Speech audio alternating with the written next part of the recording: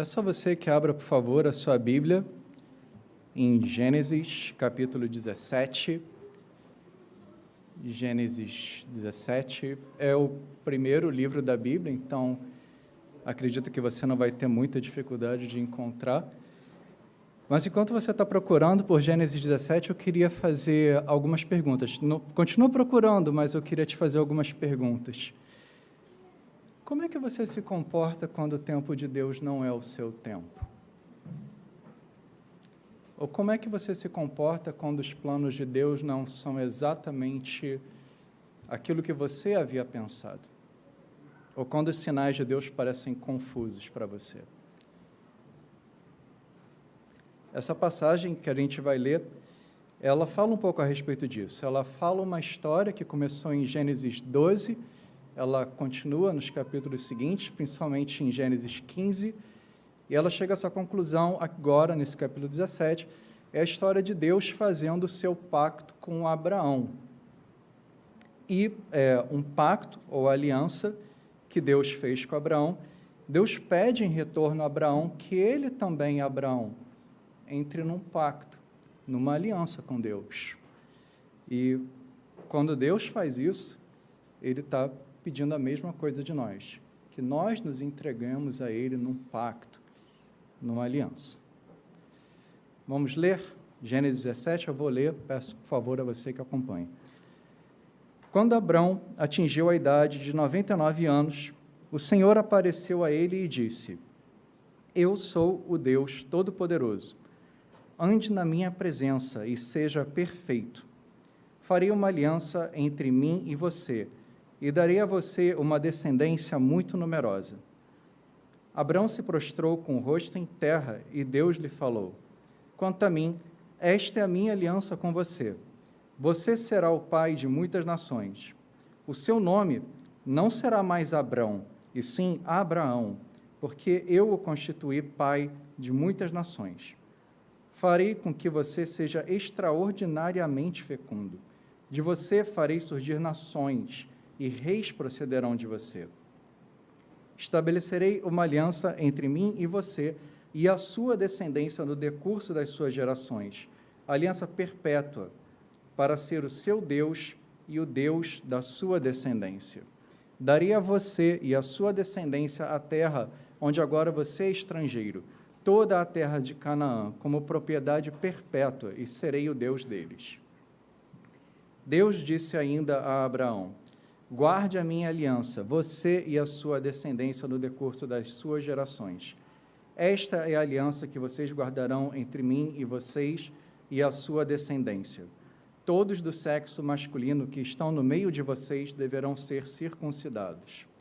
Vocês devem circuncidar a carne do prepúcio, e isso servirá como sinal de aliança entre mim e vocês. O menino que tem 8 dias será circuncidado entre vocês. Todos do sexo masculino nas suas gerações devem ser circuncidados. Também o escravo nascido em casa e o comprado de qualquer estrangeiro que não for da sua linhagem.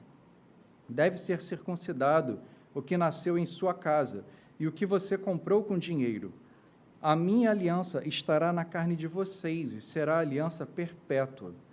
O incircunciso que não tiver sido circuncidado na carne do prepúcio deve ser eliminado do meio do seu povo, pois quebrou a minha aliança.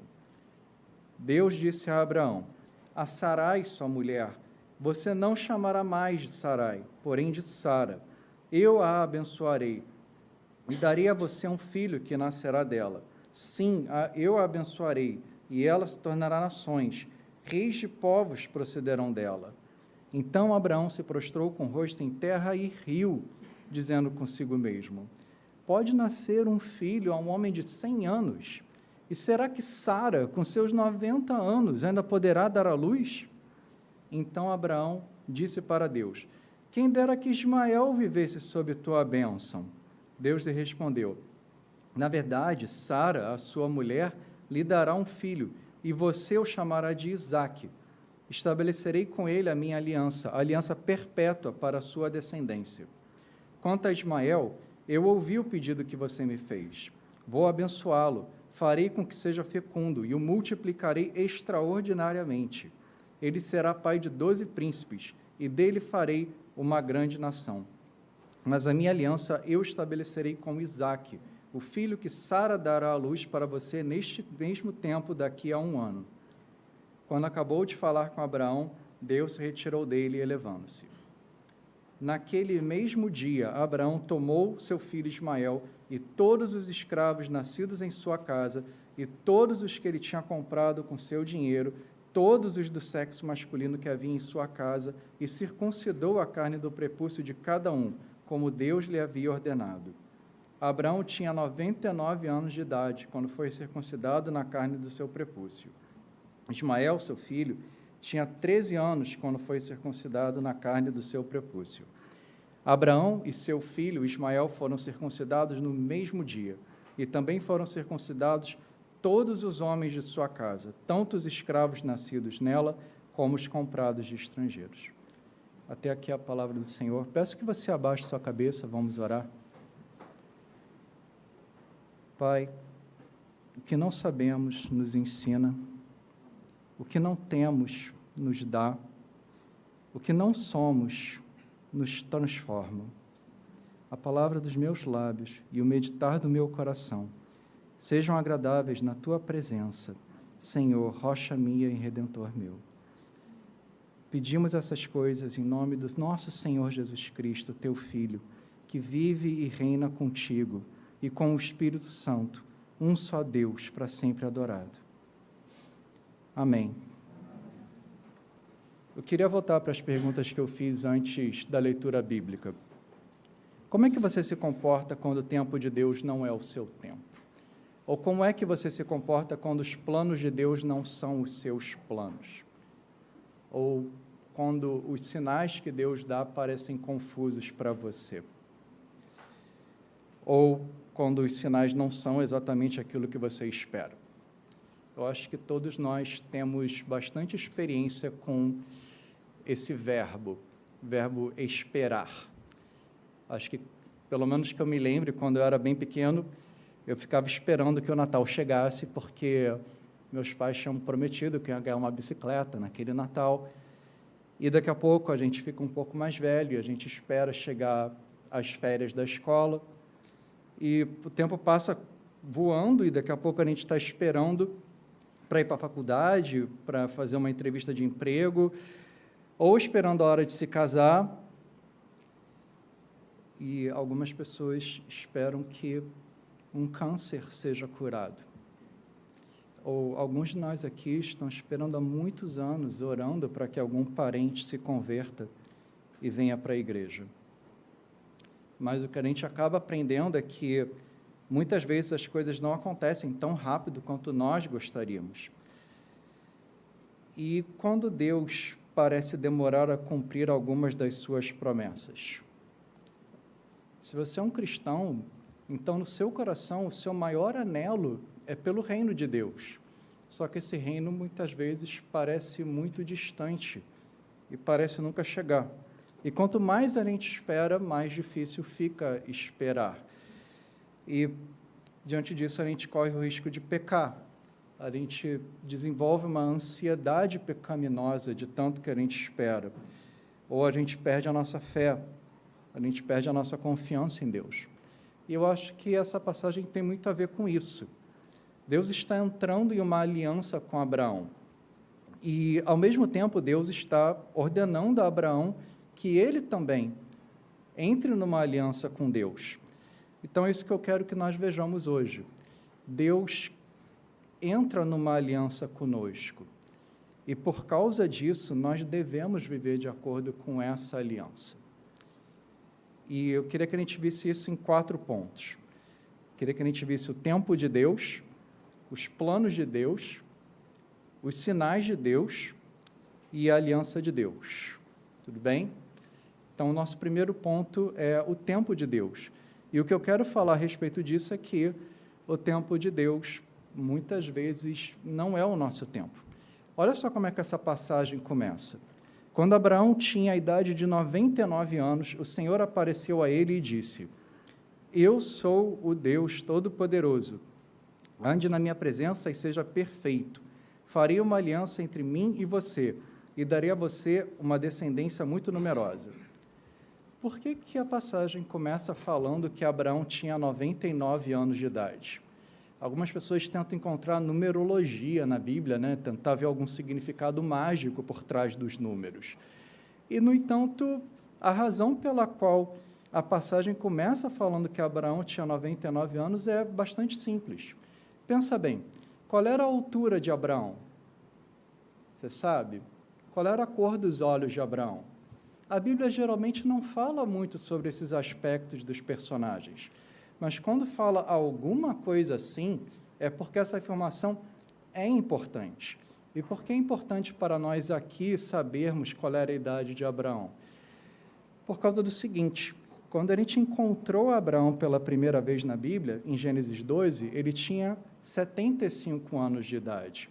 Ou seja, Gênesis 17 está acontecendo cerca de 25 anos depois que Deus pela primeira vez se encontrou com Abraão e começou a fazer uma aliança com Abraão. Só que Deus escolheu não fazer aquela aliança de uma vez só. Ele estendeu o processo de fazer a aliança por 25 anos. Bom, Deus fez promessas em Gênesis 12. Em Gênesis 15, o pastor Rômulo teve pregando, Deus formalizou essa aliança. E aqui, em Gênesis 17, Deus dá a circuncisão como um sinal, algo que representa essa aliança. Bom, eu estou usando muito essa palavra, o que significa aliança? É dessa maneira que um pastor amigo meu define. Na Bíblia, uma aliança é uma promessa de lealdade até a morte. Uma aliança é um laço solene de sangue que exige a morte do violador da aliança. Quando a gente vê aliança na Bíblia, a gente está falando a respeito de uma relação especial entre Deus e o homem. Deus entra num tipo especial de relacionamento, no qual ele tem exigências, existem mandamentos dentro de uma aliança, mas também existem bênçãos. Se você for fiel dentro da aliança, você vai ser abençoado. Se você quebrar essa aliança, você vai sofrer as maldições da aliança. E Deus entrou numa aliança com Abraão, e dentro dessa aliança existiam algumas promessas. Quais são as promessas que Deus fez a Abraão? Eu acho que a gente pode resumir em 3 coisas, se você observar dentro desse texto. Deus promete a Abraão descendência, fala que Abraão vai ter descendentes como as estrelas do céu, como a areia da praia, fala de um descendente de Abraão, fala sobre terra, que eles vão possuir a terra de Canaã, e fala sobre bênção, que de alguma maneira, através da família de Abraão, todas as famílias da terra serão abençoadas. Então, descendência, terra e bênção. E, no entanto, quando a gente olha aqui em Gênesis 17, Abraão não tem terra, ele continua peregrinando na terra de Canaã como estrangeiro, ele não tem descendentes, pelo menos não com a esposa dele, com a Sara, ele tem um descendente chamado Ismael, que ele teve com uma escrava, e a maneira como Abraão, através da família dele, todas as famílias da terra vão ser abençoadas, não é nem um pouco claro até esse momento. Então, é por isso que esse capítulo começa dizendo que Abraão tinha 99 anos. É para lembrar a gente que 25 anos se passaram desde a primeira vez, em Gênesis 12, que Deus fez essas promessas para Abraão. As promessas aqui em Gênesis 17 são virtualmente iguais às promessas de Gênesis 12, talvez com a exceção de que aqui também são prometidos que reis vão sair de Abraão, mas fora isso, as promessas são as mesmas. E até aí, Abraão não viu essas bênçãos se cumprindo. E por que Deus está demorando tanto a trazer as promessas que ele fez para Abraão? Acho que a resposta a gente já deu. É porque o tempo de Deus, muitas vezes, não é o nosso tempo. O tempo de Deus não é o nosso tempo. A gente não lê isso nas Escrituras vez após outra. É exatamente isso que o salmista fala.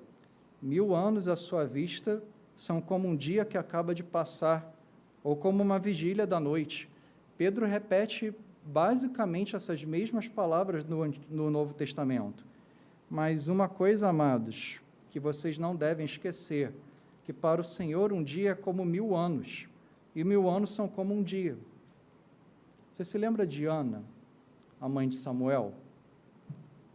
Lembram que a Ana, ela era casada com um homem chamado Eucana, só que a Ana não tinha filhos.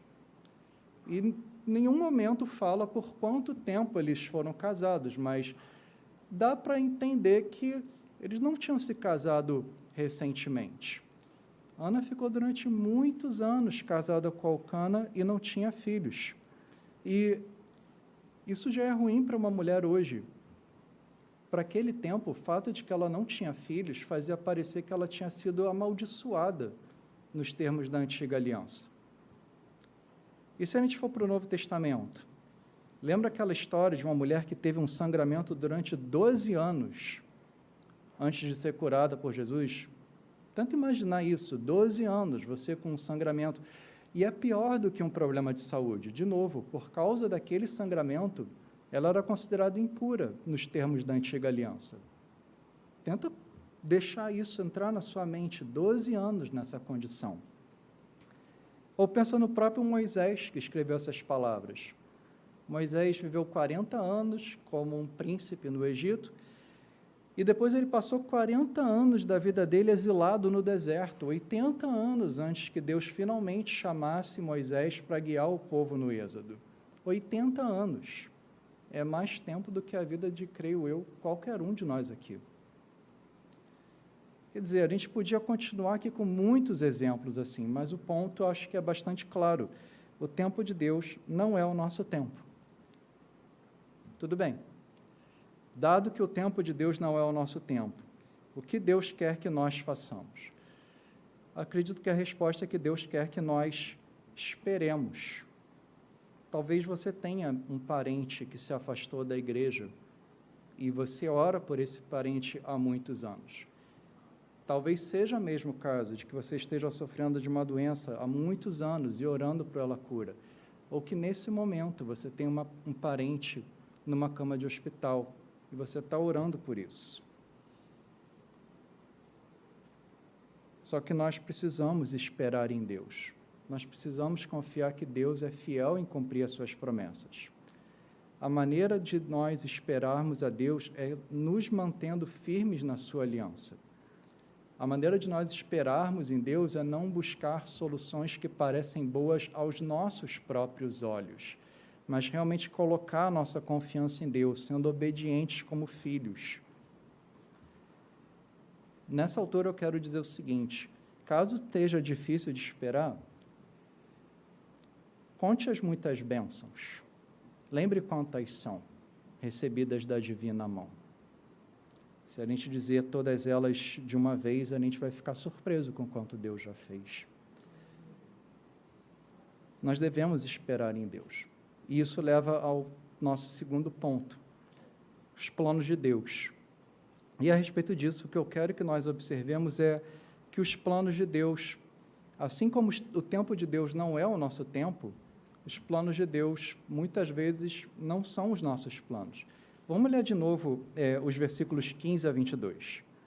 Deus disse a Abraão: a Sarai, sua mulher, você não chamará mais de Sarai, porém de Sara. Eu a abençoarei e darei a você um filho que nascerá dela. Sim, eu a abençoarei, e ela se tornará nações. Reis de povos procederão dela. Então Abraão se prostrou com o rosto em terra e riu, dizendo consigo mesmo: pode nascer um filho a um homem de 100 anos? E será que Sara, com seus 90 anos, ainda poderá dar à luz? Então Abraão disse para Deus: quem dera que Ismael vivesse sob a tua bênção. Deus lhe respondeu: na verdade, Sara, a sua mulher, lhe dará um filho, e você o chamará de Isaque. Estabelecerei com ele a minha aliança, aliança perpétua para a sua descendência. Eu vou parar aqui. Você está vendo o que Abraão está fazendo aqui? Aos olhos de Abraão, não faz sentido o que Deus está dizendo. Que ele, um homem de 100 anos, com a sua esposa de 90 anos, vão ter um filho. E o que Abraão diz? Deus, eu já tenho um filho aqui. Tudo bem, ele é o filho da escrava, é o Ismael. Mas por que você não pega esse filho, Ismael, e faz a minha descendência, cumpre essas suas promessas através desse filho que eu já tenho, Aquilo que Deus está prometendo não faz sentido aos olhos de Abraão. E, bom, não fazia sentido aos olhos de Abraão, mas esse era exatamente o plano que Deus tinha. Os planos de Deus não são os nossos planos. A gente tem muitos exemplos na Bíblia em que a gente percebe isso. Por que Deus deixou Jó sofrer por tanto tempo? Lembra de Jó? Ele era um homem justo, não havia cometido nenhum pecado para sofrer da maneira como ele sofreu, e, no entanto, Deus deixou que Jó sofresse muito mais do que a maioria de nós vai sofrer. Ou por que Deus deixou que José fosse vendido como um escravo pelos seus irmãos, e passasse muitos anos no Egito sob essa condição? Ou pior ainda, por que Deus deixou que Jesus, o seu único filho, e o único homem sem pecado de toda a história, morresse como um malfeitor numa cruz? O fato é que os planos de Deus não são os nossos planos. E, mais uma vez, considerando que os planos de Deus não são os nossos planos, qual deve ser a nossa atitude? Nós precisamos confiar em Deus. Nós precisamos lembrar do seguinte: o coração do homem pode fazer planos, mas a resposta certa dos lábios vem do Senhor. Por que nós devemos confiar em Deus? Porque Deus é fiel, porque os planos dele são muito melhores do que qualquer coisa que nós podemos esperar. Vamos lembrar de Jeremias 29:11. Eu é que sei que pensamentos tenho a vosso respeito. A gente poderia trocar pensamentos aqui por planos e não faria não seria nenhum problema para essa passagem.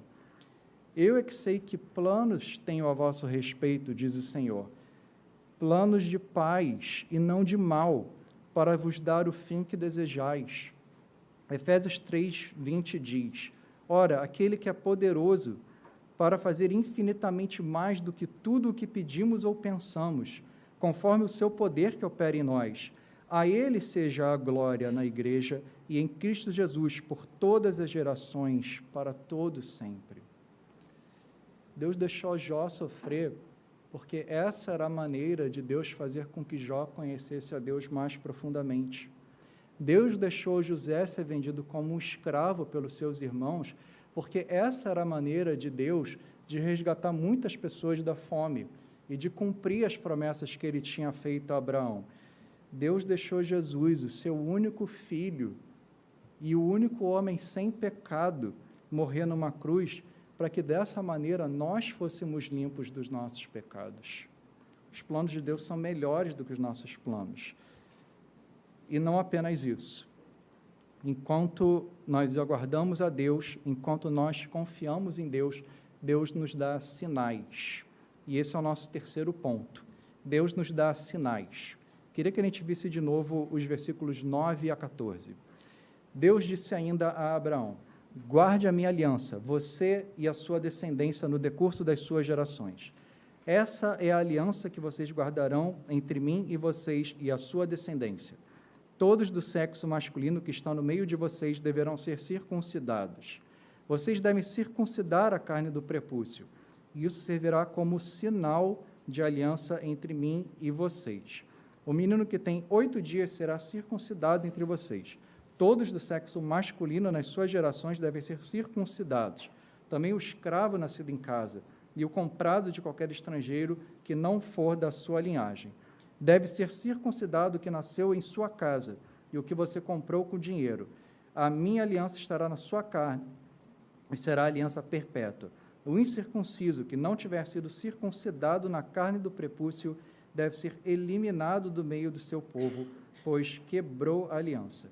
Deus está dando a circuncisão como um sinal da aliança que ele está fazendo com Abraão.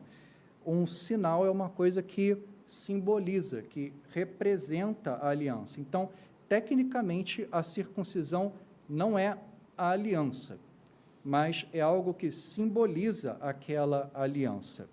Ao mesmo tempo, o que a gente vê nessa passagem é que a circuncisão não é uma coisa trivial, é algo que deve ser levado extremamente a sério, ao ponto de que negligenciar a circuncisão é equivalente a quebrar a aliança e receber as maldições dessa aliança. Deus nos dá sinais. Todas as alianças que nós vemos nas Escrituras possuem algum sinal. A aliança que Deus fez com Adão no Jardim do Éden tinha como sinais as árvores. Havia um sinal. Aquelas árvores representavam a aliança. Depois, na aliança com Noé, Deus colocou o arco-íris como um sinal da aliança. Quando nós vemos o arco-íris hoje, nós somos lembrados da aliança que Deus fez com Noé, debaixo da qual todos nós aqui estamos. E aqui, na aliança com Abraão, Deus deu a circuncisão como um sinal. Um sinal é algo que aponta para outra coisa. Acho que nós entendemos a natureza de um sinal. Quando eu estou dirigindo pela estrada, eu vejo uma placa é uma espécie de sinal, eu sei que aquela placa está indicando a direção na qual eu devo ir. Se eu estou dirigindo, estou aqui no Rio de Janeiro, eu vejo uma placa indicando Teresópolis, eu não paro debaixo da placa e digo, opa, que bom, já cheguei aqui em Teresópolis. Não, eu sei que eu tenho que seguir naquela direção para chegar ao lugar onde eu quero ir. Mas eu acredito que existe ainda outra coisa a respeito de um sinal, além de indicar a direção na qual a gente está indo. Um sinal também mostra para a gente que a gente está indo na direção certa. Imagina você que você está dirigindo e você não conhece bem o lugar onde você está e você começa a ficar nervoso. Talvez você já tenha passado por uma situação assim. E você está preocupado, você está cansado, está ficando tarde, e você começa a pensar que talvez tenha errado o caminho, mas aí você vê uma placa que aponta a direção na qual você deve ir. Isso aconteceu comigo quando eu fui para o seminário. Eu fui para uma cidade, porque a passagem de avião para aquela cidade era mais barata, e o seminário ficava em outra cidade.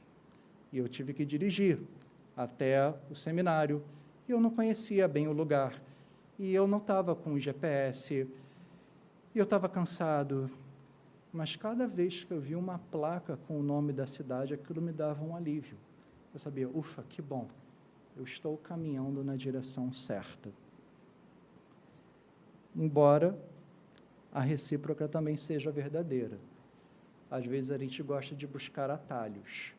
Às vezes eu acho que eu sou mais inteligente do que a mulher do Google e eu quero tomar um caminho diferente. E eu ignoro os sinais. Vou confessar os meus pecados, geralmente para o meu próprio prejuízo. E eu acabo perdido em algum lugar até que eu peço para São Google para me indicar o caminho certo. Bem, isso parece muito bom, mas o que isso diz para nós que somos cristãos? Porque se você ler um pouquinho o Novo Testamento, você vai ver que os autores do Novo Testamento se esforçam muito para explicar que os cristãos não devem ser circuncidados. Então, de que maneira esse sinal da circuncisão se aplica a nós? Lembra que eu falei que as alianças todas têm sinais? Nós também temos sinais na nova aliança no Novo Testamento. São o batismo e a ceia do Senhor. Nós devemos buscar esses sinais. Eu acho que um dos grandes problemas com cristãos, creio que você vai concordar comigo, é justamente esse. As pessoas ficam constantemente buscando por sinais. As pessoas querem saber a vontade de Deus. E no que as pessoas querem saber a vontade de Deus, elas ficam buscando por algum sinal. Deus, me dá um sinal, me mostra se eu estou indo na direção certa. Eu quero falar isso com muito amor. Quando você faz isso, você está sendo mais um pagão do que um cristão, esperando que Deus, de alguma maneira, vai mostrar alguma coisa. Irmãos, Deus já te deu sinais. Você fica se perguntando, será que Deus quer que eu case com essa pessoa? Será que Deus quer que eu tenha filhos agora? Será que é para eu aceitar esse emprego? Será que eu devo ser membro desta igreja? E a gente fica buscando sinais. Só que Deus já nos deu sinais. Eles são o batismo e a ceia do Senhor. Esses sinais apontam para aquilo que Cristo fez na cruz e o que Ele fez em toda a sua vida. Cristo viveu a vida perfeita que todos nós deveríamos viver. Jesus, durante toda a sua vida, sofreu os sofrimentos debaixo do pecado que nós deveríamos sofrer. E é fazendo essas duas coisas que ele conseguiu reconciliação para nós com Deus. Então, se você quiser um sinal, lembre-se disso. Lembre-se do que Jesus fez por você na vida dele. Lembre-se do que ele fez na cruz. Se Deus é por nós, quem será contra nós? Aquele que não poupou seu próprio filho, mas por todos nós o entregou, será que não nos dará graciosamente com ele todas as coisas? Outra coisa que eu quero que a gente pense é que Jesus não tinha muita paciência com pessoas que pediam por sinais.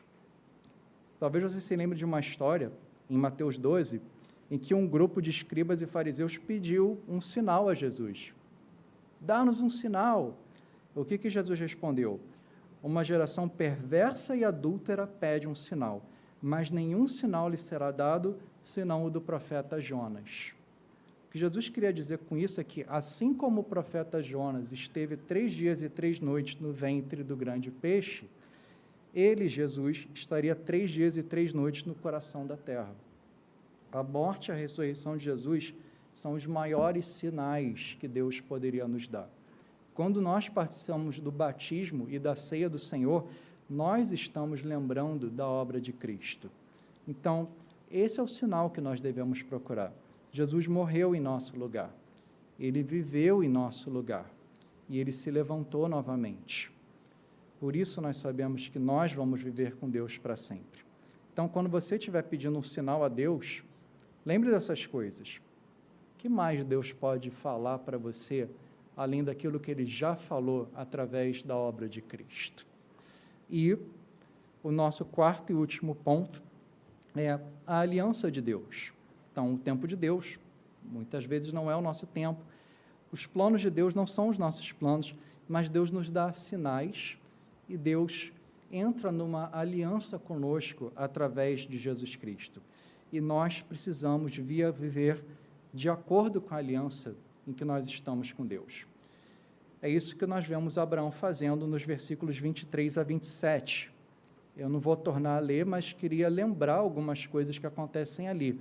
Abraão foi circuncidado naquele mesmo dia, não mais tarde, não no dia seguinte, naquele mesmo dia. Naquele mesmo dia, Abraão circuncidou seu filho Ismael. Abraão circuncidou todos os escravos que ele tinha. Abraão circuncidou todos os homens que estavam debaixo da sua autoridade, porque foi isso que Deus ordenou que ele fizesse. Abraão decidiu naquele momento que ele ia viver de acordo com a aliança que ele tinha com Deus. Nós precisamos viver de acordo com a aliança que nós temos com Deus. E, no entanto, nós muitas vezes dizemos coisas como: quando eu for mais velho, quando eu terminar a faculdade, quando eu for casado, quando eu tiver filhos, quando os meus filhos estiverem mais velhos, quando eu me aposentar e tiver mais tempo livre. Nós não podemos ficar esperando. Nós não podemos esperar o dia em que as circunstâncias forem mais convenientes. Nós precisamos viver de acordo com a aliança hoje. A gente não pode esperar outro dia. Nós precisamos viver de acordo com a aliança quando nós estamos na escola. Ouviu, crianças? Nós precisamos viver de acordo com a aliança quando nós estamos no trabalho. Nós precisamos viver de acordo com a aliança dentro das nossas famílias, maridos, esposas, filhos e filhas. Nós precisamos viver de acordo com a aliança dentro da igreja. Deus entrou numa aliança conosco, e não viver de acordo com essa aliança significa que nós nunca fomos realmente parte dessa aliança. Eu acho que a aplicação mais óbvia que a gente pode tirar isso para nós, como igreja, é que nós precisamos levar a sério os sinais da aliança que nós temos com Deus. Esses sinais são o batismo e a ceia do Senhor. O batismo é um sinal do início da nossa caminhada cristã. Nós não podemos dar o sinal do batismo para uma pessoa que não vive como um discípulo de Cristo, para uma pessoa que não dá frutos de regeneração que nós podemos observar e que não faz uma profissão crível da sua fé. A Santa Ceia é um sinal da continuação da nossa caminhada com Cristo. Nós não podemos participar nós mesmos da ceia do Senhor se nós não continuamos caminhando como servos de Cristo. E nós não podemos estender a ceia do Senhor para pessoas que não estão caminhando como discípulos de Cristo. Conta-se que João Calvino, quando ele estava em Genebra, entrou num grande problema por causa disso, porque João Calvino não queria deixar que algumas pessoas em Genebra participassem da ceia do Senhor. Algumas pessoas que, de fato, não davam fruto de regeneração, se aproximavam da mesa, e Calvino, como um bom pastor, e como outros pastores fizeram ao longo da história, estendia as mãos dele sobre os elementos da ceia e dizia: não, você não vai participar disso. E eu faço isso não como seu inimigo, mas como seu pastor. Porque se você participar disso indignamente, você está colhendo a maldição para si. Esse é o comportamento que não apenas os pastores devem ter, mas que todos nós, como sacerdotes de Deus em Jesus Cristo, devemos ter.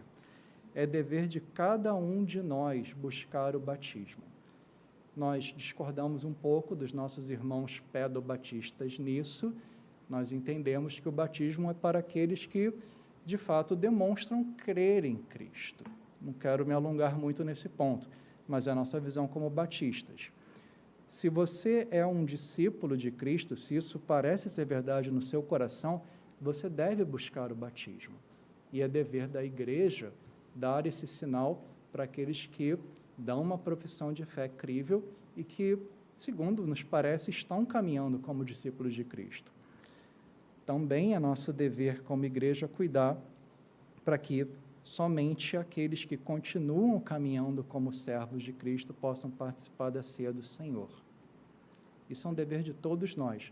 E sempre que nós tivermos a oportunidade, nós devemos buscar esses sinais. Eles são mais do que um memorial. Eles são uma presença espiritual especial de Cristo nas nossas vidas. Isso é uma maneira de crescimento da nossa caminhada com Deus. O tempo de Deus não é o nosso tempo. Ele é um tempo perfeito. Os planos de Deus não são os nossos planos. Eles são muito melhores do que os nossos planos. E Deus nos dá sinais na nossa caminhada. Talvez não sejam sinais que alguns de nós esperam, mas são sinais perfeitos. E são sinais que não apenas dizem que a gente onde nós devemos ir, mas são sinais que dizem que nós estamos no caminho certo. Se nós colocamos nossa confiança no sacrifício de Cristo, então nós estamos numa aliança com Deus. Sempre que a gente precisar lembrar disso, sempre que você precisar lembrar disso, olhe para a cruz. Lembre do que Jesus fez na cruz por você. Lembre do seu batismo. O seu batismo significa que você está em união com Cristo, na sua morte e na sua ressurreição. E é por isso que nós gostamos de fazer o batismo por imersão, para representar justamente isso, a nossa união com Cristo nesses termos. Lembre-se da ceia do Senhor. Sempre que você tiver a oportunidade de participar na ceia, lembre-se, isso é só uma amostra grátis da ceia do Cordeiro, na qual você vai participar no novo céu e numa nova terra. Por que Deus quer que a gente espere tanto? Por que os planos de Deus envolvem coisas como câncer e pais em camas de hospital e filhos que se afastam da fé e tantas outras coisas? Eu não tenho a menor ideia. Mas eu sei de uma coisa: essas coisas não significam que Deus não se importa. Porque quando Ele enviou o seu único filho para morrer por nós no nosso lugar, Ele deu o maior sinal que a gente poderia querer de que sim, Ele se importa. Vamos orar? Deus, obrigado por entrar nessa aliança conosco. Obrigado porque aquela aliança com Abraão aponta para uma aliança maior e melhor que nós temos com Cristo. Por favor, Deus, que nós nos lembremos onde nós estamos, que nós pertencemos a Ti e que nós devemos viver de acordo com essa aliança. Se alguém aqui, nessa noite, não colocou a sua fé em Ti, não confessou os seus pecados, por favor, transforma o coração dessa pessoa. Que haja arrependimento de pecado, que essa pessoa possa correr para Ti como um filho arrependido corre para o seu pai, sabendo que nós podemos encontrar perdão em Ti, que o Senhor é um Deus gracioso, que os Seus planos para nós são infinitamente melhores do que qualquer coisa que nós podemos pedir ou imaginar. Em nome de Jesus, amém.